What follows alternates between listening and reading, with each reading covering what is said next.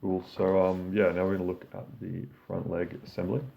So this is what the front leg assembly looks like. It's made up of a few sort of welded tube components, and we got some holes in this leg for sort of like this sort of main pivot. We've got a hole down here for the differential ball joint, and then we've got some cutouts on each end so that the leg can be welded to this front sleeve and this middle sleeve as well. So we'll just quickly have a look at this part.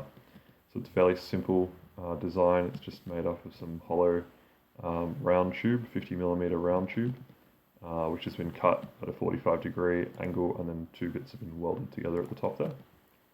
So cool, I think we'll be able to make this part in two features using a sweep, probably, and a cut extrude. So I'm going to go and make a new part, so we'll go File, New, we'll double click on Part, and we'll begin our first sketch. So we'll start the first sketch on the top plane, and we'll draw in our tubing. So essentially, this is going to be a 50mm outside diameter and a 2mm wall thickness. That's what we've ordered from the supplier in this case. We'll then exit this sketch, and I'm going to start a new sketch.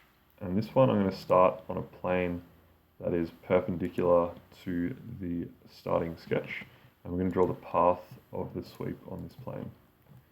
So just like that, by clicking on the starting plane and then clicking Start Sketch, it starts the sketch on that plane.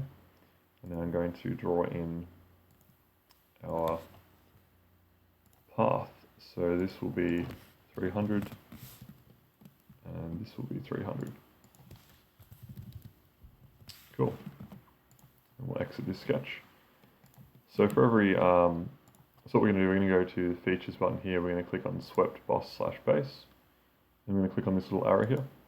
So for a sweep, you have to have two things. You have to have a profile and a path. So our first sketch here, we've made that our profile, and our second sketch is our path. And you can see that it's taken that circular profile and it's swept it along the path that we've drawn. So that's exactly what we want, so we'll click tick. Then what we're going to do, we're going to start a new sketch on, in this case, the front plane, the plane that sort of intersects apart like that. And then we're going to click sketch, and we're going to put our cutouts and holes in this sketch. So I'm going to draw a circular cutout here, a circular cutout here, then we're going to have our pivot here and joint, differential joint hole there. So what I'm going to do quickly, I'm going to take some dimensions off of this original part. So we'll actually go to our main model here and we'll check some dimensions. So this sleeve here, we got a radius here of just under 30mm, 29.94. And then on this side, we've got 76mm. So we're going to do 76 on this side. And then we're going to do 29.94 times 2. Likely that's slightly less than 60 because we've actually measured the tube itself. And quite often when you buy a tube, it won't be exactly the exact size that you buy it. So when you buy a 60mm tube from an aluminium supplier, it might actually be smaller in real life. So it's sometimes worth measuring the tubing in real life with some calipers. Cool, now I'm just going to add a vertical relation between that point and there so that this is aligned vertically, which makes sense. And then I'm going to do the same with this one, but we'll add a horizontal relation there. This one we know is for our pivot pin, so that's going to be 10mm, and then that distance from there to there will be 200. And lastly, this point here for our differential joint. This one was an 8mm bolt went through there, so we'll set that to 8.1, and then we'll just have to find our final size between the cutout and that hole. So what we can do, we can go to the Evaluate button here, we can click on Measure, and then we can click on the two distances we want. So we want the distance between those two things. So we can see there that that's the distance we want, and it's 55mm.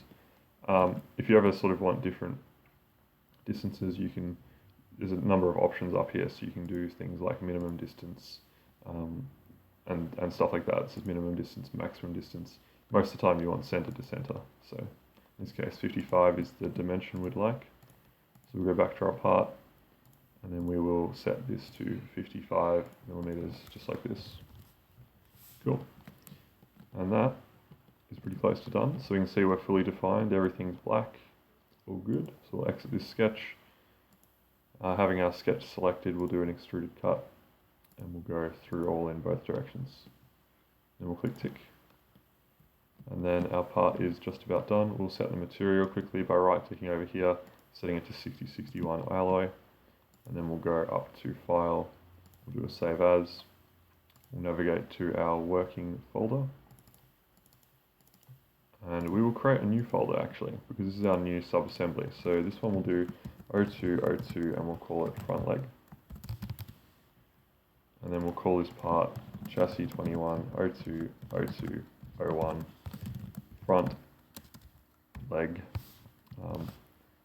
weldment, or just maybe we'll just call it the front leg, something like that. We'll click save on that. Okay, so it's I'll have to rename it because I already made a part like this. So we'll just call it something like front leg weldment, save, and that part is done.